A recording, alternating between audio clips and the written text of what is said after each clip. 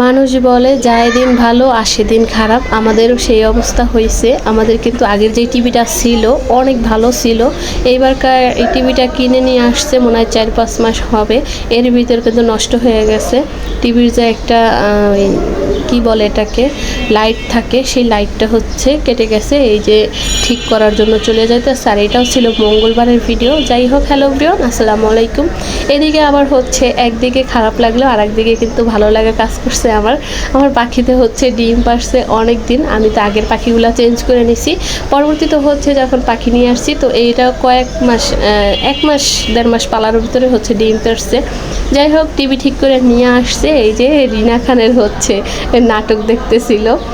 তো এখানে তারা হচ্ছে ঝগড়া করতেছিল মানে ছেলেকে নিয়ে। তো আমি এবার একটু ভিডিও শ্যুট করছি আর জান্নাতের বাবাকে হচ্ছে খেপাইতেছিলাম যে তুমি হচ্ছে এগুলা কি নাটক দেখো, মানে মায়ের জন্য ছাড়ছে, মা হচ্ছে এই নাটকগুলো পছন্দ করে। যাই হোক, সন্ধ্যাবেলা পিঠা কিনে নিয়ে আসছো, তারপর হচ্ছে এই যে তার সাথে চাপটি পিঠা কিনে নিয়ে আসছিল, আর ওইটা আসলে ভিডিও নেই খাওয়া হয়ে গেছে। তারপরে ফেলে দিব না, সেই জন্য আমি এখন কি করতেছি, এইখানে টা সুন্দর করে জ্বালাই নিছি। এখানে একটু তেজপাতা, তারপরে হচ্ছে এলাচ, দারচিনি এগুলা দিয়ে সুন্দর করে আমি জাল দিয়ে নিচ্ছি। তারপর হচ্ছে পিঠাটা ভিজিয়ে দিব। যদিও আমি শীতের পিঠা এখন গরমের ভিতরে খাইতেছি, সমস্যা নাই, আমি এটা বানিয়ে হচ্ছে সারা রাত ফ্রিজে রেখে দিব, সকালবেলা মজা করে খাবো। তো আমার কাছে খুবই পছন্দ এই পিঠাটা। তো তোমরা আমার প্রিয় আপুরা, তোমরা কিন্তু এভাবে জিনিস নষ্ট না করে আমার মতো কিন্তু খেতে পারো। আমার কিন্তু এইভাবে করে খেতে অনেক ভালো লাগে। যদিও আমাদের রাস্তার পাশে মানে বাসার সামনে একটা খালা বানাতো, এখন আর বানায় না, তাই খাওয়াও হয় না। এটা হচ্ছে অনেক দূর থেকে ওই যে টিভি ঠিক করে নিয়ে আসছে, তার সাথে হচ্ছে পিঠা আর চাপটি পিঠা কিনে নিয়ে আসছিলো। যাই হোক, সকালবেলা কিন্তু হয়ে গেছে 2 দিন মিলিয়ে একটা ভিডিও, সেটা তো কিন্তু বলতে ভুলে গেছি। যাই হোক, এই যে আমার হলো চিতই পিঠা। তো মাশাআল্লাহ দেখতেও আমার কাছে ভালো লাগতেছিল আর খেতেও কিন্তু মজা হয়েছিল। আমি যদিও মশলাগুলো বাইসে ফালাই দিছি, তারপর হচ্ছে বাটিতে নিয়ে নিছি। তো জান্নাতের বাবা চলে যাবে, বললাম একটু খেয়ে দেখো মজা হয়েছে। আমি কিন্তু পিঠাগুলো ফেলে দেই নাই, একটা পিঠা হচ্ছে 4 পিস করে কেটে আর সাথে যে আরও একটা ছিল ওটাও হচ্ছে দিয়ে দিছিলাম। তারপরে সে হচ্ছে অল্প একটু খেয়ে নিছে আর হচ্ছে আমি মজা করে এখানে বসে খাইতেছিলাম আর জান্নাতে একটু খাওয়াই দিতেছিলাম। ও তো আসলে কিছুই খেতে চায় না, দুধের কোনো জিনিস খেতে চায় না, দুধ খেতে পছন্দ করে না। বাচ্চাদের দেখি দুধ কতটা পছন্দ করে, কিন্তু জান্নাত পছন্দ করে না, কি কারণে জানি না। যাই হোক, এখানে আমি মজা করে খাইতেছিলাম আর হচ্ছে জান্নাতের বাবার সাথে গল্প করতেছিলাম। বাবু পাশে ছিল, ও হচ্ছে এইটা সেটা জিজ্ঞেস করতেছিল, কথা বলতেছিল আর আমরা চা খাইতেছিলাম। আজকে আমি আর চা খাইনি, পরবর্তীতে হচ্ছে চা খেয়ে নিয়েছিলাম। আমি এখন হচ্ছে পিঠা খেয়ে নিছি, তারপর হচ্ছে বাইরে গেছিলাম।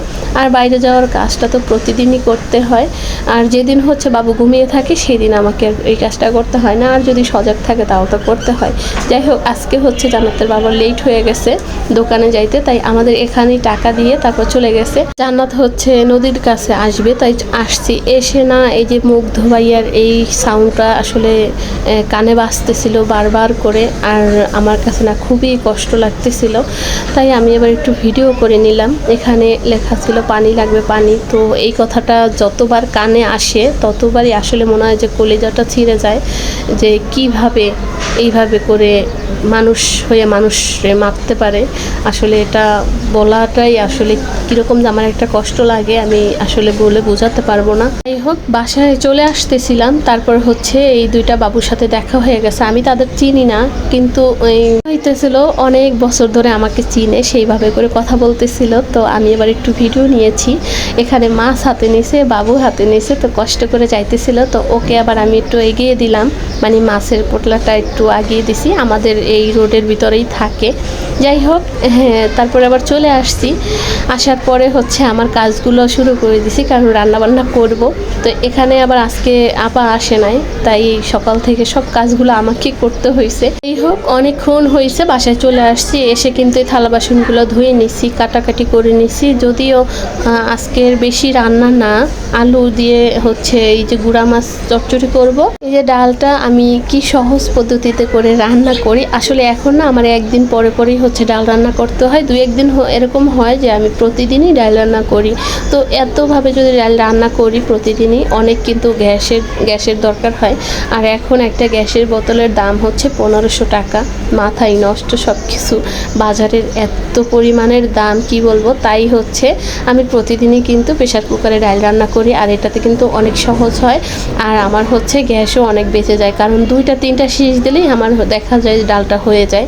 তারপর হচ্ছে পেস্ট রসুন দিয়ে একটু বাগার দিয়ে নিয়ে নেই।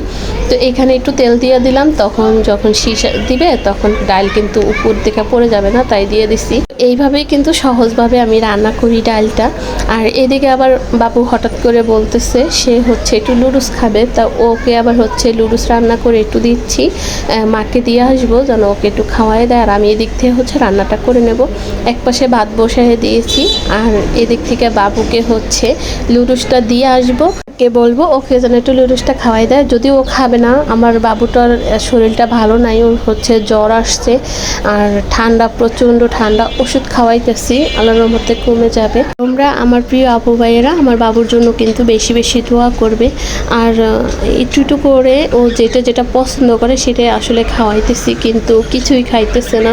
ডিম না খুব পছন্দ করে, ডিমও খাইতেছে না। তো কি করব আসলে, এটা নিয়ে একটা টেনশনে আছি। আসলে হয় কি, বড় মানুষের যদি জ্বর আসে ওদের কোনো মুখে রুচি থাকে না। তো ওই যে বাবুর একটু জ্বর আসছে, তো সেই জন্য মুখে রুচি নাই। তো ঠান্ডাটা যখন কমে যাবে তখন আসলে অন্য আবার ডাক্তার নিয়ে দেখাবো।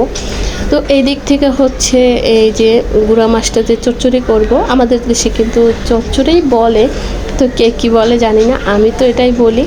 তো এই যে আলু দিয়ে তারপর হচ্ছে সুন্দর করে মাছটা একটু মাখিয়ে নিচ্ছি। এখানে হচ্ছে লবণ, হলুদ, গুঁড়া মরিচ, তারপরে কাঁচামরিচ, এই যে এখানে এবার একটু টমেটো, আর নর্মাল টমেটো ছিল না, এটা ডিপে ছিল যে টমেটো, সেটাই হচ্ছে একটু দিয়ে দিছি। আর এখানে একটু পানি দিয়ে দেব, বেশি দিব না, অল্প পরিমাণে পানি দিয়ে একদম হচ্ছে শুকনো শুকনো করে ফেলবো। তো সেই জন্য হচ্ছে আমি এখানে বেশি পানি দিলাম না, লাস্টে হচ্ছে একটু তেল দিয়ে দিব।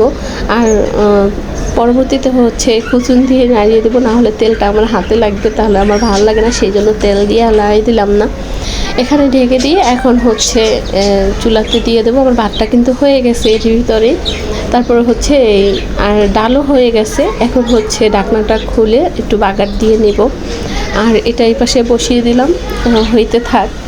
তো আজকে আর বেশি কিছু রান্না করি নাই, এই যে শুধু ডাল আর হচ্ছে এই মাছের তরকারিটা রান্না করছিলাম, তেল দিয়ে দিছি। তো আমি তো আর খাইনি, তো সেই জন্য হচ্ছে কুচুন দিয়ে একটু নাড়িয়ে দিচ্ছি। আর এই মাছটা বেশি নাড়াবো না, তাহলে হচ্ছে ভেঙে যাওয়ার সম্ভাবনা থাকে। তো গুঁড়া মাছ আমি আসলে এভাবে করেই রান্না করি, আমার কাছে এইভাবেই ভালো লাগে। তো আমার প্রিয় আপুরা, তোমরা কিন্তু এভাবে রান্না করে খেতে পারো, মাশাআল্লাহ অনেক মজা হয়েছিল। তো এই যে হলো আমার ফাইনাল রান্না। তো আল্লাহ হাফেজ।